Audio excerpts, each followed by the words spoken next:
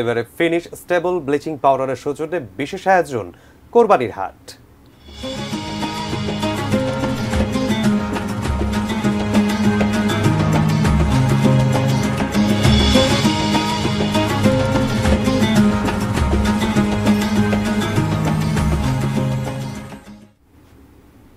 শনিবার সকালের দিকে দাম ধরে রাখলেও বিকেল থেকে দাম কমতে শুরু করে রাজধানীর কোরবানির পশুর। বিক্রিটাও তাই এই সময়েই বেশি হয়েছে। বিক্রেতারা অভিযোগ করছেন দাম প্রত্যাশা মাফিক হচ্ছে না। আর ক্রেতারা বলছেন শুরু থেকেই বিক্রেতারা যে অস্বাভাবিক দাম চেয়েছেন তাই বজায় থাকলে কুরবানি দেয়াটাই কঠিন হয়ে যেত। কুরবানির পশুর এমন ভোঁদরে হাটে উত্তেজনা না ছড়িয়ে উপায় কি? কয়েক কদম হাঁটতে গিয়ে গরুর এমন ছুটোছুটিতে মনে হওয়াটাই স্বাভাবিক, এই বুঝি গুঁতোটা লেগেই গেল। ঈদুল আজহা যখন দরজায় কড়া নাড়ছে তখন হাটে হাটে ব্যস্ততা পছন্দের কোরবানির পশু কেনায়। শনিবার সারাদিনই হাটে ক্রেতাদের উপস্থিতি ছিল চোখে পড়ার মতো। হাটের মধ্যমণি বড় গরুগুলো হলেও তাদের ক্রেতা কম, চাহিদা বেশি মাঝারি আকৃতির গরুর। তা বুঝেই কিনা সকালের দিকে দাম চড়া ছিল। কাস্টমাররা আসবে, আসে বলবে, সে দামটাই বলতেছে না। একটা চাইছি 4.5 লাখ, একটা চাইছি 4 লাখ।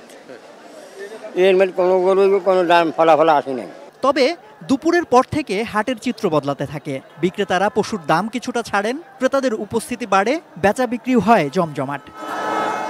হাসিল ঘরে একের পর এক গরু নিয়ে আসা, সে গরু হাটের বাইরে নিয়ে যাওয়া, সেখান থেকে গন্তব্যের উদ্দেশ্যে রওনা করা, সব মিলিয়ে ঝক্কির ব্যাপার। তবে পছন্দের পশু নিতে পারায় স্বস্তি ক্রেতাদের। যে 2-3 দিন আসি হাটে, কিন্তু চড়া ছিল, বেশি চড়া ছিল। আজকে কেনার উদ্দেশ্যে আসছে, আজকে কিনে যাব, দাম বেশি হোক আর কম হোক। যে 19 দিন ছিল আজকে একটু কম, কিন্তু খুব বেশি কম না আর কি।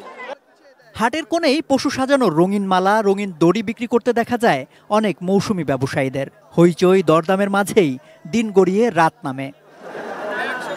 আলো ঝলমলে হাটে ক্রেতা উপস্থিতি কমতে শুরু করে, বিক্রির জমজমাট ভাবটাও কিছুটা ধীর হয়।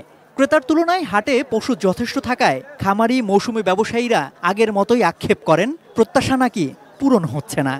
গরু আনিছে 2.5 লাখ 3 লাখের গরু, সেসব গরু বেচে 2 লাখ টাকা, 2,10,000 টাকা, এমন এর উপরে বেচতে পারিনি।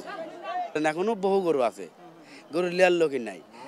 গতবারও গরু লিয়ার লোক নাই, বহু টাক ঘুরত গিয়েছে। সম্রাট আনোয়ার, এটিএন নিউজ, ঢাকা। একের পর এক বউ আমাকে ছেড়ে চলে যাচ্ছে, বাবা আমাকে বাঁচান। ছোট বড় বড় এই নে ফিনিশ। আপনার ঘরবাড়ি ও আঙ্গিনার সকল কীট পতঙ্গ ধ্বংস করে।